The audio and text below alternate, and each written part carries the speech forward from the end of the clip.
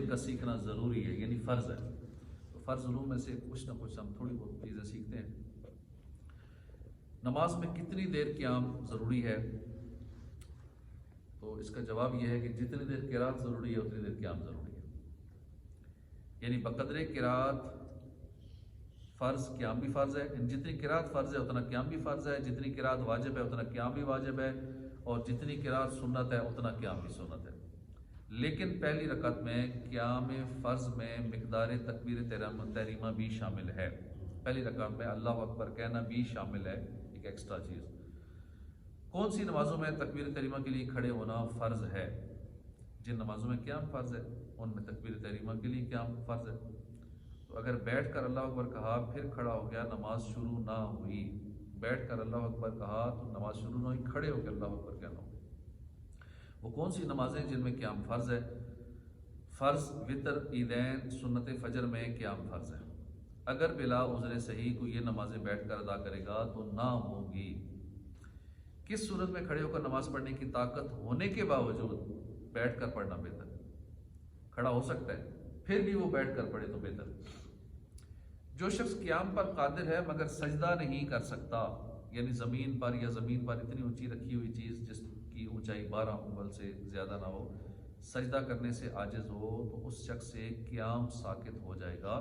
اس کے لیے بہتر ہے کہ بیٹھ کر اشارے سے نماز پڑھے، لیکن کھڑے ہو کے بھی پڑھ سکتا ہے۔ وہ کون سی آیت ہے جسے پڑھنے سے قرات کا فرض ادا نہیں ہوگا؟ سورتوں کے شروع میں بسم اللہ الرحمن الرحیم ایک پوری آیت ہے، مگر صرف اس کے پڑھنے سے فرض ادا نہیں ہوگا۔ ایسا نہیں ہے کہ بسم اللہ الرحمن الرحیم پڑھیں اور صحیح رکوع میں چلے جائیں گے۔ ایک آیت جو فرض ہے، ایک آیت ادا ہو گئی تو یہ آیت ہے، اس کے پڑھنے سے فرض ادا نہیں ہوگا۔ مقتدی نے تکبیر تحریمہ امام سے پہلے ختم کر لی تو نماز کا کیا حکم ہے؟ نماز شروع نہیں ہوگی۔ مقتدی نے اگر غلطی سے بھی امام سے پہلے اللہ اکبر کر دیا جلدی جلدی میں، اس کی نماز شروع ہی نہیں ہوگی۔ نماز میں کتنی قرات کرنی چاہیے؟ کس طرح قرات کرنی چاہیے؟ نماز میں اس طرح قرات کریں کہ ہر حرف دوسرے سے ممتاز ہو، یعنی ڈفرینس کر سکے سننے والا، یا آپ خود سن رہے ہیں تو آپ کو پتہ چلے کہ ہاں یہ حرف الگ ادا کیا ہے، یہ الگ ادا کیا ہے۔ ہر حرف دوسرے سے ممتاز ہو، دوسرے سے جدا ہو، اور صحیح مخارج سے ہو۔ ہا کو ہا نہیں پڑھنا، اسی طرح عین کو آ الف نہیں ادا کرنا، اور اس طرح کہ قاف کو کاف نہیں پڑھنا، قل کو کل پڑھ دیا، عظیم کو عظیم پڑھ دیا۔ تو یوں مخارج کا خیال رکھتے ہوئے ہر حرف دوسرے سے جدا ہو، اس طرح قرات کرنی چاہیے نماز کے اندر۔ ایسی اگر نہیں ہو رہی تو پھر سمجھو ہماری نماز ہی نہیں ہو رہی، قرات کا فرض ادا نہیں ہو رہا۔ اگر کسی نے رکوع سے پہلے سجدہ کر لیا پھر کیا حکم ہے؟ قیام، رکوع، سجود اور قعدہ اخیرہ میں ترتیب فرض ہے۔ اگر رکوع سے پہلے سجدہ کر لیا پھر رکوع کیا تو وہ سجدہ جاتا رہا۔ اگر رکوع کے بعد دوبارہ سجدہ کرے گا تو نماز ہو جائے گی، ورنہ نہیں ہوگی۔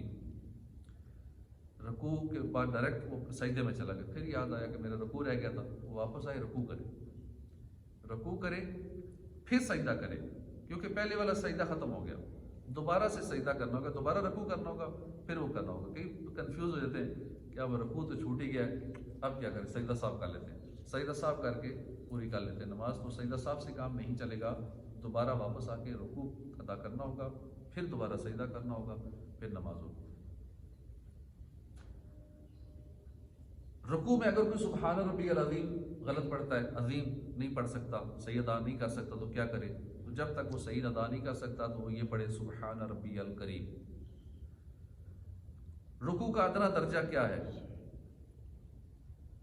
اتنا تھوڑا سا جھکے کہ ہاتھ لمبے کرے تو گھٹنوں تک پہنچ جائیں، یہ ادنا درجہ ہے۔ اور پورا رکوع یہ ہے کہ بالکل ہاتھ پکڑ لے گھٹنوں کو، یہ دونوں سیدھی ہوں، کونیاں، کمر بالکل پیٹھ سیدھی ہو، یہ رکوع کا پورا درجہ ہے۔ ہر رکعت میں 2 سجدے فرض ہیں، باقی انشاءاللہ اگلے درس میں سنیں گے۔ تو یہ ضروری فرض علوم میں سے نماز کے حوالے سے کچھ ضروری چیزیں تھیں۔ اللہ پاک ہمیں عمل کی توفیق عطا فرمائے، آمین بجاہ نبی الامین صلی اللہ تعالی علیہ وسلم۔ اعوذ باللہ